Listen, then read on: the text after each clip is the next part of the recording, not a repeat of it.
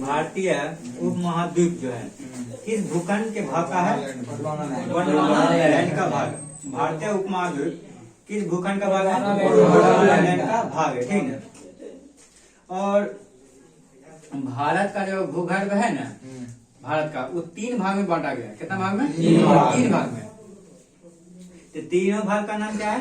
हिमालय पर्वत और उत्तर का मैदानी भाग और दक्षिण का पठारिया क्षेत्र, दक्षिण का पठारिया क्षेत्र, ठीक है। उत्तर का हो गया हिमालय के मैदान और मध्य का हो गया मैदानी भाग, दक्षिण का हो गया पठारिया, ठीक है। और आगे बताते हैं, देखो हिमालय को जो है ना 4 भाग में बांटा गया। खाली हिमालय को 4 भाग में बांटा गया। पहला भाग को बोलते हैं सबसे जो उधर पट्टी है, मतलब ऊपर, ये पार में हम भारत है, या ऊपर में चाइना लोग हैं। चाइना तरफ का भाग उधर से इधर आता है, उत्तर से दक्षिण को है। तो ऊपर वाला भाग को क्या बोलते हैं? ट्रांस हिमालय। ट्रांस हिमालय को है तिब्बत हिमालय। ट्रांस हिमालय को आप बोलो बृहद हिमालय, मतलब उससे थोड़ा आगे आएंगे, ठीक है। उससे थोड़ा आगे आएगा तो बृहद हिमालय। बृहद हिमालय को ही महान हिमालय, ठीक है। जेकर ज्यादा उम्र रहे वही महान है, इसीलिए बृहद हिमालय के महान हिमालय, बृहद हिमालय महान हिमालय। इसी बृहद हिमालय में जितना ऊंचा चोटी देख रहा है ना, जैसे माउंट एवरेस्ट, यही बृहद हिमालय में है, यही बृहद हिमालय में है। फिर उससे थोड़ा आगे आएगा लघु हिमालय। लघु हिमालय को बोलते हैं मध्य हिमालय।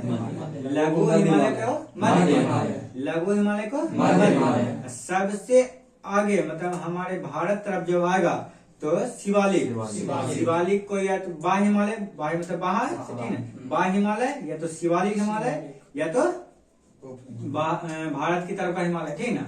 हो गया एगो बाह्य हिमालय हो गया, एगो शिवालिक हिमालय हो गया, बरिकत। अब आइए देखो, हिमालय की सबसे ऊंचा चोट श्रेणी किसमें आता है? बृहद हिमालय। भारत हिमालय के सबसे ऊंचा चोटी बृहद हिमालय में आता है। अब बताइए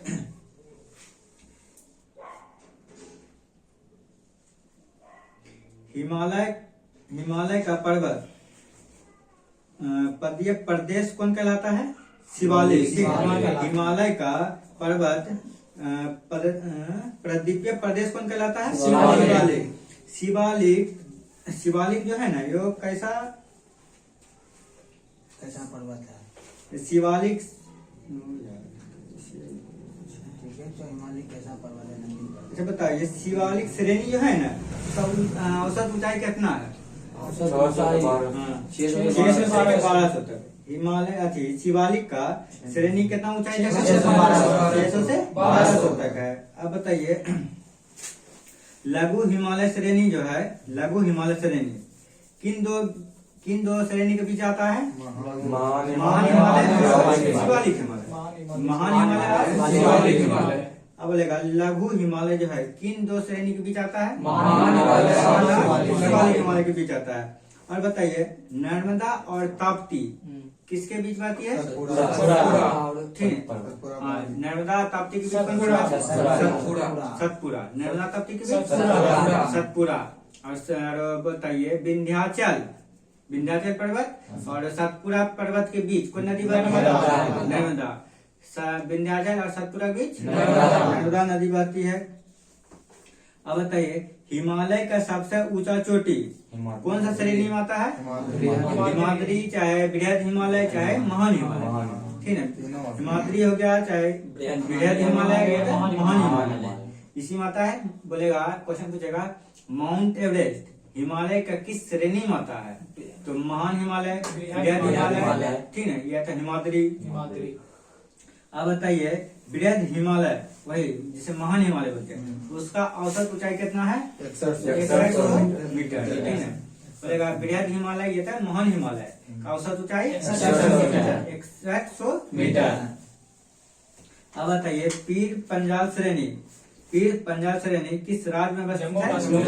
जम्मू कश्मीर। पीर पंजाल श्रेणी जम्मू कश्मीर में स्थित है। अब बताइए अक्साई चीन किस क्षेत्र का भाग है? लद्दाख। लद्दाख। ठीक, अक्साई चीन लद्दाख। लद्दाख का भाग अक्साई चीन लद्दाख। अब बताइए भारत का प्राचीनतम पर्वत श्रेणी का नाम क्या है? अरावली। भारत का प्राचीनतम पर्वत श्रेणी का नाम क्या है? अरावली। अरावली के बारे में आपको बताते हैं, ठीक। अब बताइए अरावली सबसे पुराना पर्वत है। अरावली सबसे पुराना पर्वत। अच्छा अब बताइए अरावली पर्वत जो है कहाँ से कहाँ तक फैली है? गुजरात से लेकर दिल्ली तक। कहाँ तक? गुजरात से दिल्ली तक। गुजरात के कौन गांव? कहाँ से कहाँ तक? पालमपुर। पालमपुर से दिल्ली के मजनू का टीला। मजनू देखो गुजरात के पालमपुर, पागलपुर न पालमपुर। गुजरात के पालमपुर से लेके दिल्ली के मजनू का टीला तक। मजनू का टीला। वही अरावली पर्वत को दिल्ली में रायसीना पहाड़ बोलते हैं, ठीक है।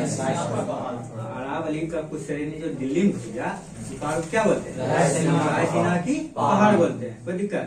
वही रायसीना के पहाड़ पर दिल्ली का लाल किला हो गया और संसद भवन हो गया। ये सब कौन पहाड़ पर अवस्थित है? रायसीना के पहाड़ पर अवस्थित है, कोई दिक्कत? अब बोलेगा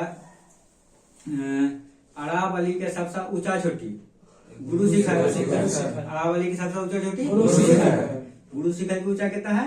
722। अरावली के सबसे ऊंचा चोटी गुरु शिखर कितना मीटर है? 722। ठीक है। और ये जो है ना अरावली पर्वत अवशिष्ट पर्वत का उदाहरण है। किसका? अवशिष्ट पर्वत का उदाहरण है अरावली।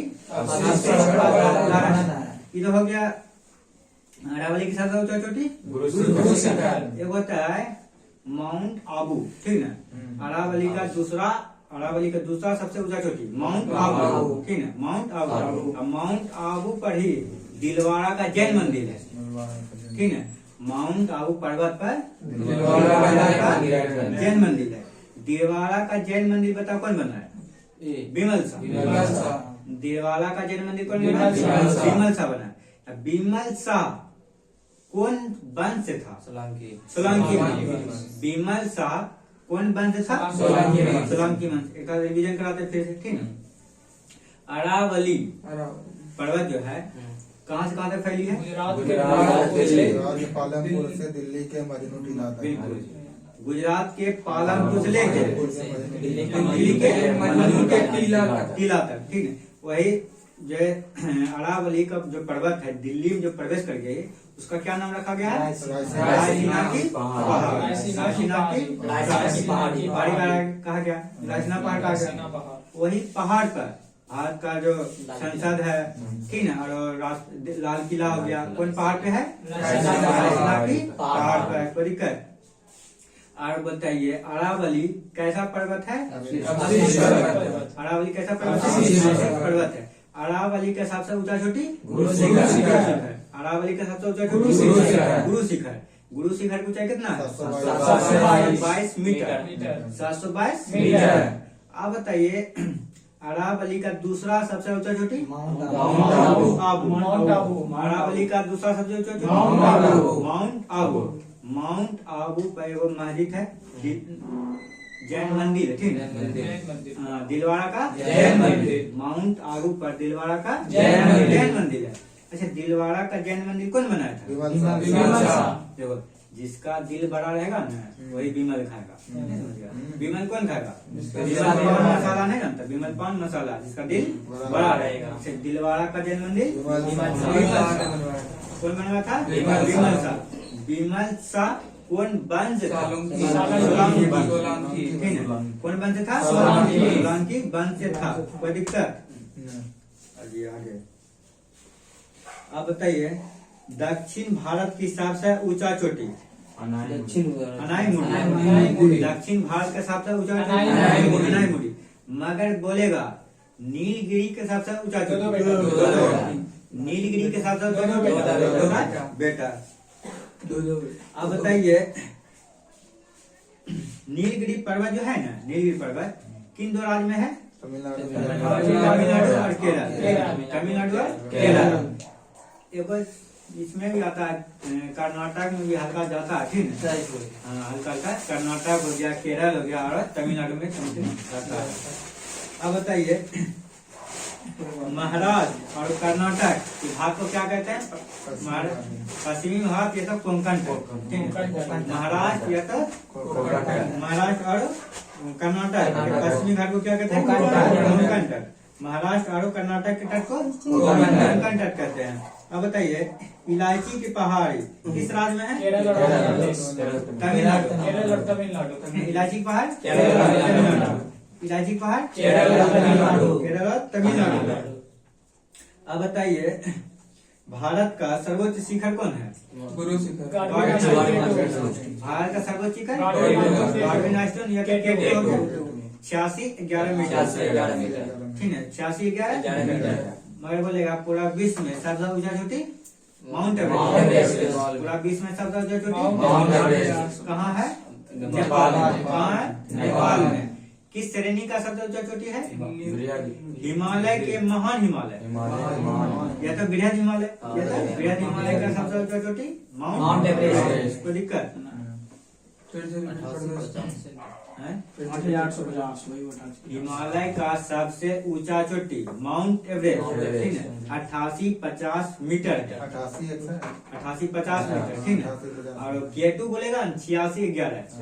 केटू बोलेगा तो 86-11, चाहे गॉडविन आइलैंड, ठीक है। अब बोलेगा दक्षिण भारत की सबसे ऊंचा चोटी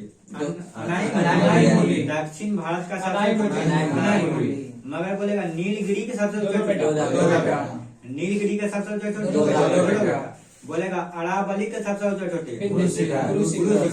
अरावली का सबसे ऊंचा चोटी 722 मीटर। अरावली का दूसरा सबसे ऊंचा चोटी माउंट आबू। अरावली का दूसरा सबसे ऊंचा चोटी माउंट आबू। कोई दिक्कत? अब बताइए 9 डिग्री चैनल किसको किसको जोड़ती है? लक्षद्वीप और मिनिका। लक्षद्वीप और मिनिका। लक्षद्वीप और मिनिका, ठीक है। 9 डिग्री चैनल लक्षद्वीप और मिनिका। लक्षद्वीप और मिनिका। अब बताइए 8 डिग्री चैनल मालदीव और मिनिका, ठीक है। 8 डिग्री चैनल मालदीव और मिनिका। 8 डिग्री चैनल मालदीव और मिनिका। अब बताइए दक्कन पास किसको जोड़ता है? दक्षिण अंडमान को लघु अंडमान से, ठीक है। दो से दक्कन, दो से दक्षिण अंडमान को लघु अंडमान, दक्षिण अंडमान को लघु अंडमान। अब बताइए 10 degree channel Andaman Nicobar. 10 degree channel Andaman Nicobar.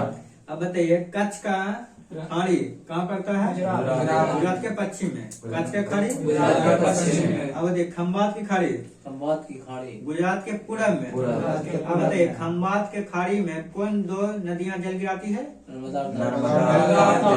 Khambhat की खाड़ी में कौन नदियां? नर्मदा और ताप्ती। भारत के साथ बांग्लादेश कितना सीमा लगाती है? 40-96 किलोमीटर। अब बताइए बांग्लादेश के साथ 40-96। अब बताइए नेपाल के साथ 1751। नेपाल के साथ 1751। चीन के साथ 34-88। चीन के साथ 34-88। अब बताइए नेपाल के साथ 1751। नेपाल के साथ 1751। अब बताइए पाकिस्तान के साथ 33-33। ठीक है। पाकिस्तान के साथ 33-33। पाकिस्तान के साथ 33-33। अब बताइए भारत का पूर्वी बिंदु क्या कहता है? भारत का पूर्वी बिंदु भारत का पूर्वी बिंदु। भारत का पश्चिमी बिंदु गुवाहाटी। गुजरात का पश्चिमी बिंदु गुवाहाटी। अब बताइए भारत कितना डिग्री अक्षांश में है? 23.5 डिग्री। भारत कितना डिग्री अक्षांश रेखा में स्थित है? 8 डिग्री से 8 डिग्री 4 में से 6। और देशांतर बोलेगा था 7 से लेकर 95 बोलेगा। देशांतर में बोलेगा तो 68 डिग्री 7 मिनट से लेके 97 डिग्री 25 मिनट, 97 डिग्री 25 मिनट। अब बताइए सूर्योदय भारत में सूर्योदय और सूर्य अस्त होने में लगभग कितने 2 घंटे। 2 घंटा का अंतर होता है। अब बताइए भारत का दक्षिणतम बिंदु क्या कहते हैं? इंदिरा इंदिरा पॉइंट। पॉइंट। दक्षिणतम बिंदु को इंदिरा इंदिरा पॉइंट कहते हैं। ये बस कितना मिनट वाला?